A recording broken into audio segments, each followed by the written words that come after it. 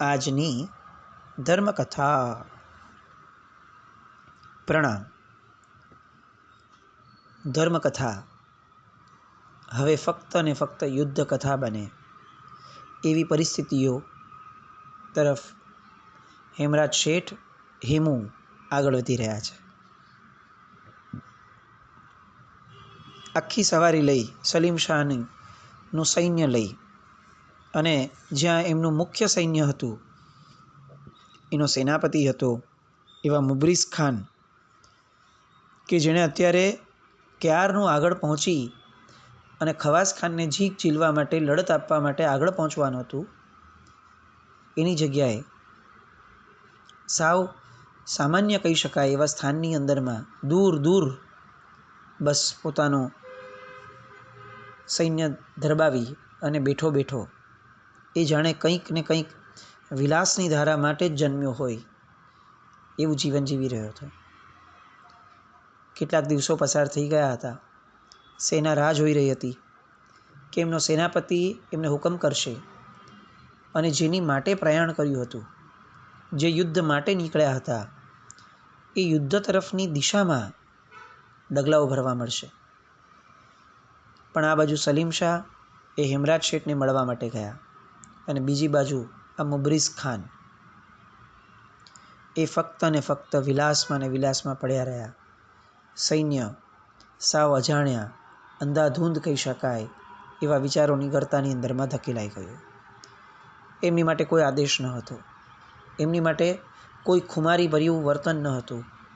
એમની માટે પણ જાણે વિલાસી વાતાવરણ એ ઊભું કરવા માટે પેલો મુબ્રિઝ ખાન પ્રયત્ન કરતો હતો એવું એમને લાગ્યું.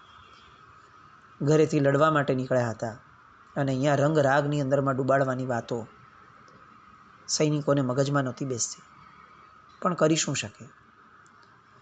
જ્યારે સેનાપતિ જ રંગરાગની અંદરમાં ડૂબેલો હોય ત્યારે સેના માટે યુદ્ધનો વિકલ્પ કોણ આપવાનો? બાદશાહ પોતે હાજર નથી, અને બાદશાહ એટલા બધા વિશ્વાસપૂર્વક આ સેનાપતિને નિમીને ગયા છે કે હવે સેનાપતિની સામે કંઈ પડાય એવું પણ નથી. આ બધી જ વાતોને આવતા આવતા રસ્તાની અંદરમાં હેમરાજ શેઠ પરખી રહ્યા હતા.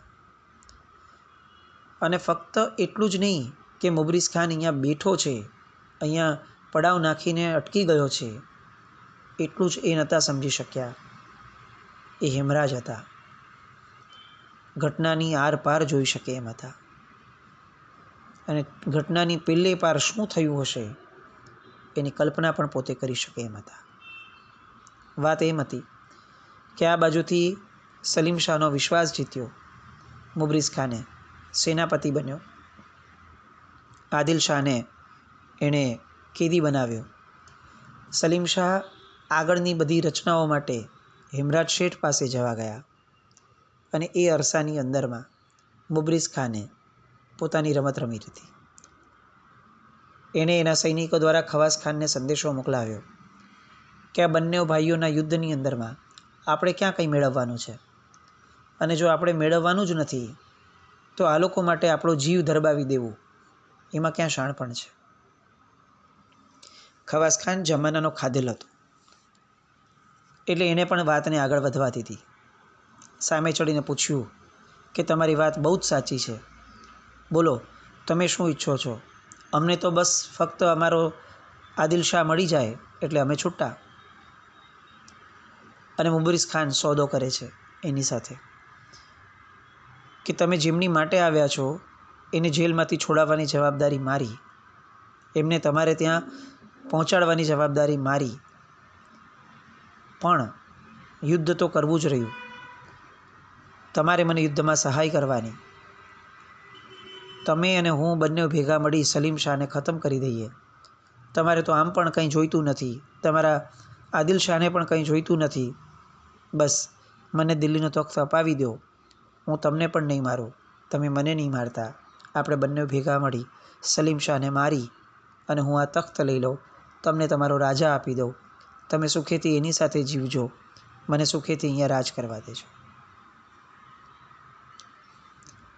વિશ્વાસઘાતીપણું, દગાખોરી, આ બધું એ જાણે રાજકારણનો એક અંતરંગ ભાગ હતો.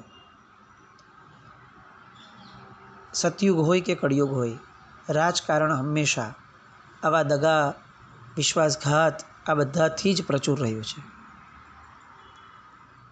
ખવાસ ખાનને લાગ્યું કે મુબરીઝ ખાન જે કરે છે એ બધું આમ પણ સલીમ શાહને મુબારક છે. એને મોટો કરનાર પણ એ જ હતો અને મૂર્ખ સાબિત થઈ અને પોતાના પગ પર કુહાડો મારનાર પણ એ જ હતો. ખવાસ ખાને બહુ જ સહજતાથી આ વાતને સ્વીકારી લીધી. મુબરીઝ ખાનને પોતાની વાત સ્વીકારાઈ ગઈ છે એનું ભેટણું પણ મળી ગયું. બંને વચ્ચે એક છુપી સુલેહ થઈ ગઈ કે 2-4-5 દિવસે આવજો સલીમ શાહને લઈને અને તમારું આખું સૈન્ય જે છે મુબરીઝ ખાનની અંડરમાં જે સૈન્ય હતું એ આખા સૈન્યને તમે અમારા સૈન્યમાં ભેળવી દેજો અને આપણે સલીમ શાહને ત્યાં જ પૂરો કરી દઈશું. બંને વચ્ચે સંધિ થઈ ગઈ હતી. હવે કંઈ આગળ વધવાની ઉતાવળ હતી નહીં અને એટલે આ મુબરીઝ ખાન સુરા અને સુંદરીમાં ડૂબી ગયો હતો. હવે એની નજર સામે કેટલાક દિવસો પછીનું એનું સપનું, દિલ્હીના તખ્ત ઉપર બેસવાનું સપનું એ દેખાઈ રહ્યું હતું. પણ આ આખી ઘટનાની અંદરમાં મુબરીઝ ખાન, ખવાસ ખાન આ બધા જ એક વાત ભૂલી ગયા હતા કે સલીમ શાહની પડખે હવે હેમરાજ હતા. એ હેમરાજ કે જે શેર શાહને પણ તખ્ત ઉપર બેસાડવા માટેની બધી વ્યૂહરચનાની અંદરમાં એ શ્રેષ્ઠ સાબિત થયા હતા. જે વ્યક્તિ હવાનો રૂખ સમજી અને આખીને આખી દિશા બદલાવી શકે એવા હતા. એની માટે જ્યારે સૌથી પહેલાં સમાચાર મળ્યા કે આદિલ શાહ એ જેલમાંથી છૂટી અને અચાનક સામે પક્ષે વહી ગયો છે, એ સમાચાર એ પૂરતા હતા બધી જ ઘટનાને સમજવા માટે. આદિલ શાહ એમનેમ ન છટકે, આદિલ શાહ ત્યાં એમનેમ ન પહોંચે. સૌથી મોટા લેવલ પર રહેલું વ્યક્તિ, એ મોટા કદના વ્યક્તિની સહાય વિના અશક્ય હતું. તરત એમના મગજે પ્રશ્ન કર્યો, પણ મોટા કદનો વ્યક્તિ કેમ આવું કરે? અને નજર સમક્ષ આવ્યું કે એવું જ કરે કારણ કે એની નજર તખ્ત ઉપર છે. આ આખી ઘટના ઊભી કરનાર જ મુબરીઝ ખાન હશે. આ બધા જ ગણિત એમના મનની અંદરમાં સ્પષ્ટ થવા લાગ્યા. સલીમ શાહ તખ્ત ઉપર બેઠો બેઠો એ ઘટના સમયે હાજર હોતો, એની નજર સામે આ બધું થયું અને છતાંય સમજી ન શક્યો. અને હેમરાજ શેઠ ફક્ત હાથી પર બેઠા બેઠા બેઠા આગળ વધતા વધતા આખી ઘટનાને પોતે સમજી લે છે. આ એમની કુશળતા હતી. આ એમની દીર્ઘદ્રષ્ટિપણાની એક જબરદસ્ત શક્તિ હતી. અને યુદ્ધ છે ને એ આવા વ્યક્તિઓથી જીતાય છે. જેમના બાહુબળમાં પ્રચંડ શક્તિ હોય એવા જ વ્યક્તિઓ જીતાડે છે એવું નથી.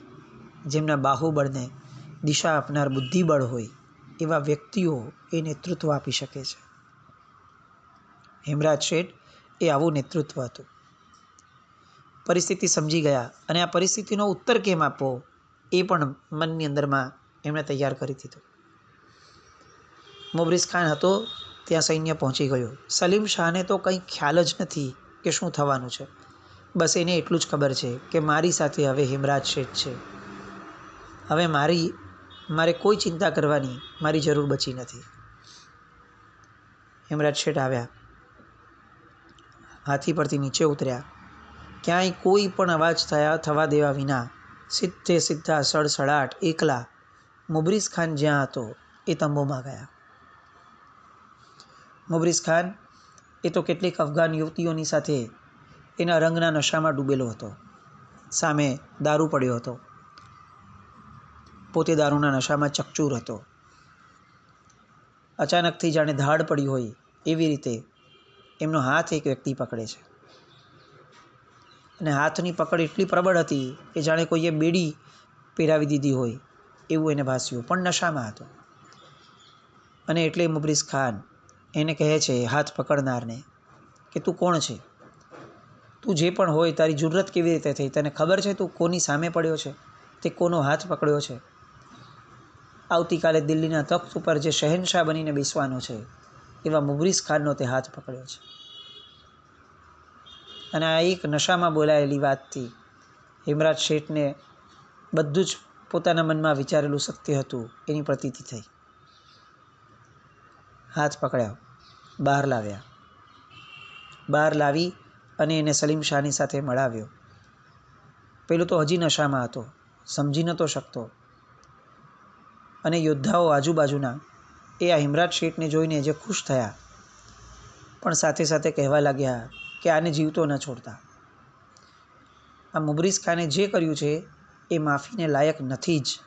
અને બધા જ એને મારી અને કાપી નાખવા માટે આગળ વધતા હતા. અને ત્યાં હિમરાજ શેઠે કીધું કે ઊભા રહો. આપણે આખું ને આખું યુદ્ધ જેના આધારે જીતવાનું છે એ માણસને કઈ રીતે મારી નખાય? લોકોને લાગ્યું કે જે માણસ તંબુ નાખીને અહીંયા બેઠો છે, જેણે યુદ્ધ કરવા નથી દીધું, યોદ્ધાઓને નીરસ અને પોરસ વિનાના કર્યા છે, એ કેવી રીતે યુદ્ધ જીતાડશે? પણ આખી ને આખી યોજના એ હેમરાજ શેઠના મગજમાં સ્થિર હતી. આખા સેનાની આગળમાં એક હાથી ઉપર આ મુબરીઝ ખાનને બેસાડી દીધો. હાથી આગળ ચાલતો હતો અને એ મુબરીઝ ખાનને જણાવી દેવામાં આવ્યું હતું કે તારી બાજુમાં જે હાથી ચાલી રહ્યો છે એ હાથી પર મારો દીકરો યુગરાજ બેઠો છે. એ યુગરાજના હાથમાં બંદૂક છે અને જે ક્ષણે પણ એવું લાગ્યું કે તે કંઈ પણ આગળ પાછળ કરવાનો પ્રયત્ન પણ કર્યો છે, એ કાચી ક્ષણે એ બંદૂકની ગોળીઓ તારા શરીરમાં દરબાઈ જશે. પેલો નશાની હાલતમાં રહેલો મુબરીઝ ખાન હજી પણ સમજી નથી શકતો કે એની પાસે શું કરાવવામાં આવે છે. પોતે માફી તો માંગે તોય શું માંગે? કારણ કે પોતાની બધી જ ચાલ તો ઉઘાડી પડી જ ગઈ હશે એવું માનવા લાગ્યો. સલીમ શાહ માટે તો બધો કોયડો જ હતો, પણ એને કંઈ સમજાવવાનું પણ જરૂર ન લાગી હિમરાજ શેઠને. આ બાજુ જ્યારે એ પોતે મુબરીઝ ખાન પાસે આવ્યા હતા એ જ સમયે એમણે કેટલાક પોતાના વિશ્વસ્ત સૈનિકોને મોકલ્યા હતા ખવાસ ખાન પાસે. એ ટુકડીએ ખવાસ ખાનને જઈને કહ્યું કે 3-4 દિવસની અંદરમાં મુબરીઝ ખાન પોતાનું સૈન્ય લઈ અને આપણી પાસે આવી અને આપના સૈન્યની અંદરમાં ભળાવી દેવાનો છે. એટલે ખવાસ ખાન પણ નિશ્ચિંત થયા કે ચાલો 3-4 દિવસની તો વાર છે. અને એ પણ પોતાની મસ્તીમાં પોતાના સૈન્યને છૂટ આપી અને પોતાની મેળે નિશ્ચિંત જીવવા લાગ્યા. બધાને ગાફેલ રાખી અને એ ગાફેલિયતનો ફાયદો ઉપાડી અને યુદ્ધ જીતું આ હેમરાજનું કૌશલ્ય હતું. આખી સેના આગળ વધે છે. ખવાસ ખાન અચાનકથી જુએ છે કે બહુ જ બધી સૈના સાથે એક હાથી ઉપર આગળ બેસી અને મુબરીઝ ખાન આવી રહ્યો છે. એમનું સૈન્ય સાબદું થઈ ગયું. તૈયાર થવા માટેની તૈયારીઓ કરવા લાગ્યા, પણ ત્યાં જ ખવાસ ખાને સામેથી બધાને આશ્ચર્ય પમાડે એ રીતે કહી દીધું કે કાંઈ જરૂર નથી, એમના સૈન્યને આવવા દો. પેલી સંધિ તો આ 2 જણ વચ્ચે થઈ હતી, કોઈ સેનાને ખબર પણ ન હતી, પણ એ સંધિ પ્રમાણે જ થઈ રહ્યું છે એવું આશ્ચર્ય ચોક્કસપણે ખવાસ ખાનને થયું કે આ વહેલા કેમ આવ્યા. પણ પછી એમ થયું કે એમનું સૈન્ય એ આપણા સૈન્યમાં ભેળવી દેવા માટે આવ્યા હશે. સૈન્યને એમણે આદેશ કર્યો કે મુબરીઝ ખાન જે કરે છે એને કરવા દો, તમે શાંતિથી નિરાતે સૂઈ જાઓ. અને બધા પોતપોતાના તંબુમાં શાંતિથી પાછા ફરે છે. હિમરાજ શેઠ હજી પણ ક્યાંય પોતે પિક્ચરમાં આવ્યા નથી. સલીમ શાહ અને હિમરાજ શેઠ બંનેઓ જ્યારે ખવાસ ખાનની નજીક આવવાનો સમય થયો ત્યારે પોતે સરકી જાય છે. સૈન્યને આદેશ અપાઈ ગયા છે છુપામાં કે એમણે શું કરવાનું છે, ક્યાં સુધી એકદમ શાંત રહેવાનું છે, કંઈ જ કરવાનું નથી હિલચાલ, અને કઈ ક્ષણે એકદમથી તૂટી પડવાનું છે. વ્યૂહરચનાઓ પરફેક્ટલી સેટ હતી. આ બાજુ મુબરીઝ ખાન કંઈ બોલે એ શક્યતા ન હતી, કારણ કે એની બાજુમાં જ યુગરાજનો હાથી ચાલતો હતો. ખવાસ ખાન પણ નિશ્ચિંત હતો, સંધિ પ્રમાણે બધું થઈ રહ્યું છે. મુબરીઝ ખાનનો હાથી જેવો ખવાસ ખાનની નજીક આવ્યો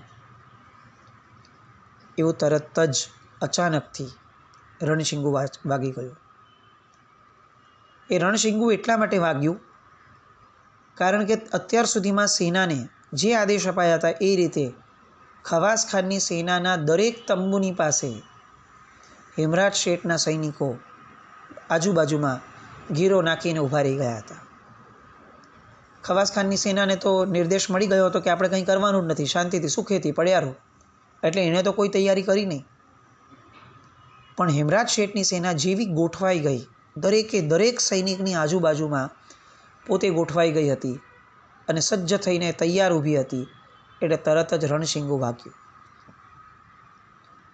હજી તો ખવાસ ખાનને કંઈ સમજાય, એમના સૈન્ય સુધી કંઈક સંદેશો પહોંચાડાય એ પહેલાં તો કત્લેઆમ શરૂ થઈ ગઈ.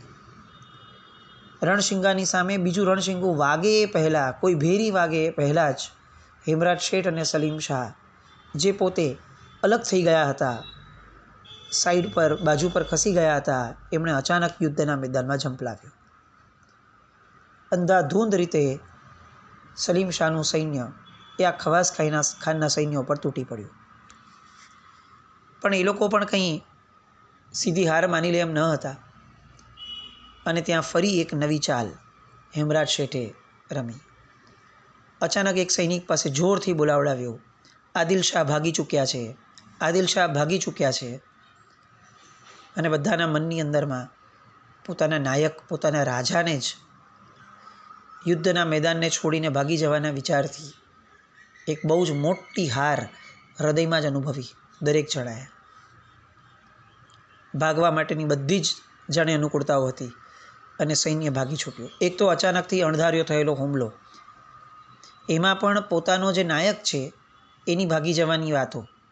સેનાપતિ છે ખવાસ ખાન, એમણે હજી તો પોતાને શાંતિથી બધાને બેસવા કહ્યું હતું, એટલે એના ઉપર પણ જન્મેલો એક અવિશ્વાસનો ભાવ અને આ બધું જ જ્યારે મનમાં રમ્યું હોય એવામાં અચાનક થયેલો હુમલો.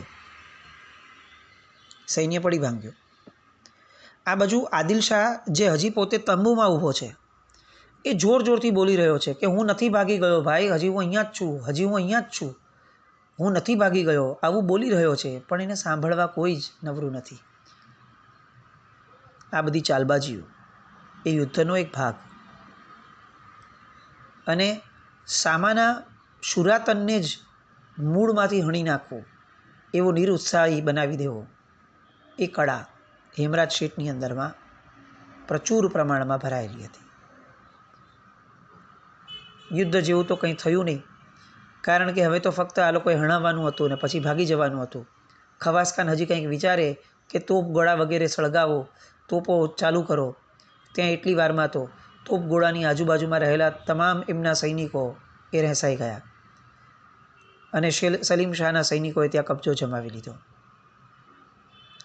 અને હવે ખવાસ ખાનને લાગ્યું કે આમાં આપણી કંઈ દાળ ગળે એમ નથી. હવે કોઈ પણ પ્રકારે આમાંથી જીવંત બચી નીકળવું એના સિવાય બીજો કોઈ રસ્તો નથી. અને એટલે એક સમયનો શેરશાહનો અત્યંત વિશ્વસ્ત અને આવા યુદ્ધોની અંદરમાં છાતી દેખાડી અને સામે ચાડી અને સામા સૈન્ય માટે કાળ બનીને જે વ્યાપતો હતો, એવો એ ખવાસ ખાન એ આજે હેમરાજ શેઠની આ બુદ્ધિમત્તા, ચાતુર્યભર્યા વ્યૂહરચના એ બધાની સામે થાક્યો, હાર્યો અને અંતે ભાગ્યો. મેદાન છોડી આદિલ શાહ ભાગ્યો, મેદાન છોડી ખવાસ ખાન ભાગ્યો. સલીમ શાહ તો ફક્ત જોવા માટે દ્રષ્ટા જ બનીને બેઠો છે કે આ બધું અચાનક કેવી રીતે થયું. હજી તો મને એવું કહેવામાં આવ્યું હતું કે આપણે હજી 1-2 દિવસ રોકાઈને પછી એની પર હુમલો કરવાનો છે. એની જગ્યાએ આ તો અચાનક આખું ને આખું યુદ્ધ જ સમાપ્ત થઈ ગયું.